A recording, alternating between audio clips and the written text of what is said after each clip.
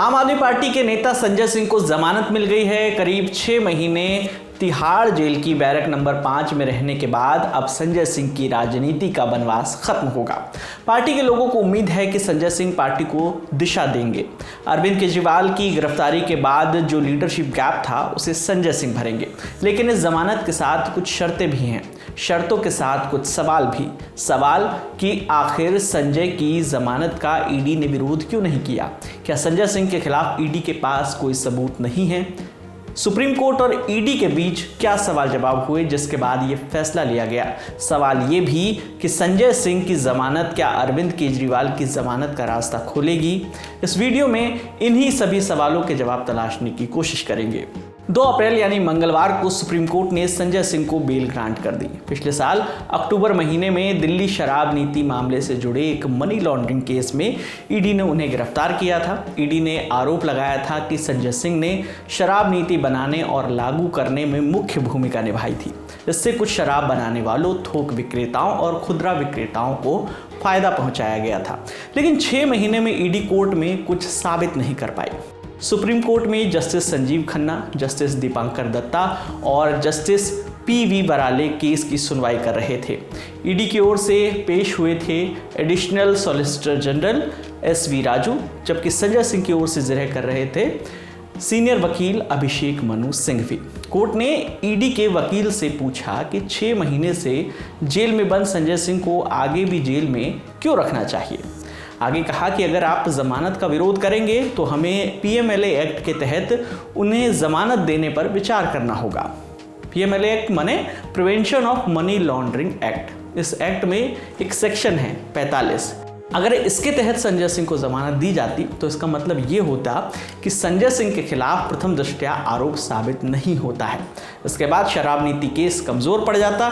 यही कारण है कि ईडी ने जमानत का विरोध नहीं किया। पीएमएलए के सेक्शन 45 को विस्तार से जानने के लिए हमने बात की एक्सपर्ट से। सुनिए।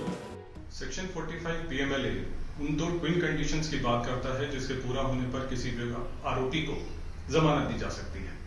पहला ये कि अदालत के पास यह मानने का उचित आधार हो कि आरोपी ने यह अपराध नहीं किया है, और दूसरा ये कि जमानत पर रहने के दौरान ऐसा अपराध करने की संभावना फिर नहीं है। संजय सिंह को मिली इस जमानत के साथ कुछ शर्तें भी न थी हैं।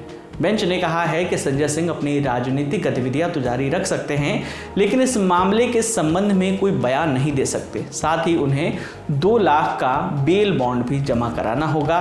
इसके अलावा वो दिल्ली एनसीआर से बाहर नहीं जा सकते। अगर बाहर जाते हैं तो उन्हें सूचना देनी होगी, उन्हें अपना पासपोर्ट भी जमा करवाना होगा। एडवोकेट ऋषिकेश कुमार ने इन शर्तों के बारे में विस्तार से बताया है। सुनिए। सबसे पहले तो 2 लाख रुपीस का श्योरिटी जो है, अमाउंट ऑफ 1 श्योरिटी वो निर्धारित किया है।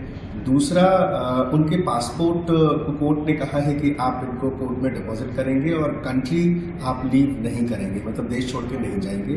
और तीसरा जो कंडीशन है वो जो सुप्रीम कोर्ट ने कंडीशन लगाई थी कि आप अपनी भूमिका को लेकर, इस केस में जो आपकी भूमिका है उसको लेकर जो है आप कोई बात नहीं करेंगे, वो जो सुप्रीम कोर्ट की कंडीशन है वो यहाँ पे भी वो कंडीशन है। और चौथी कंडीशन ये है जो कोर्ट ने लगाई है, वो ये कहा है कि आप अगर कहीं पे बाहर जाते हैं दिल्ली के, तो आपका जो शेड्यूल है वो आप जो है जो इन्वेस्टिगेटिंग ऑफिसर है इस केस का, उससे आप शेयर करें। संजय सिंह को जमानत मिली तो आम आदमी पार्टी के नेता सौरभ भारद्वाज ने संजय सिंह को जमानत मिलने के पीछे की असली वजह बताई। इससे पहले सुप्रीम कोर्ट की 3 जजों की बेंच ने ईडी को चेतावनी दी। उन्होंने कहा कि अगर आप इस जमानत का विरोध करोगे तो हम इस पे फैसला लिखेंगे, मेरिट्स पे, फैक्ट्स पे लिखेंगे, और फैक्ट्स आपके विरोध में हैं। संजय सिंह के खिलाफ कोई भी सबूत आपने नहीं दिया, ना पैसे का सबूत दिया। किसी आदमी ने 9 बार गवाही दी, संजय सिंह के बारे में नहीं कहा। 10वीं गवाही में आपने उस पर दबाव डाल के उससे कुछ कहलवा दिया, तो कोर्ट ने कहा ये कैसे हो सकता है।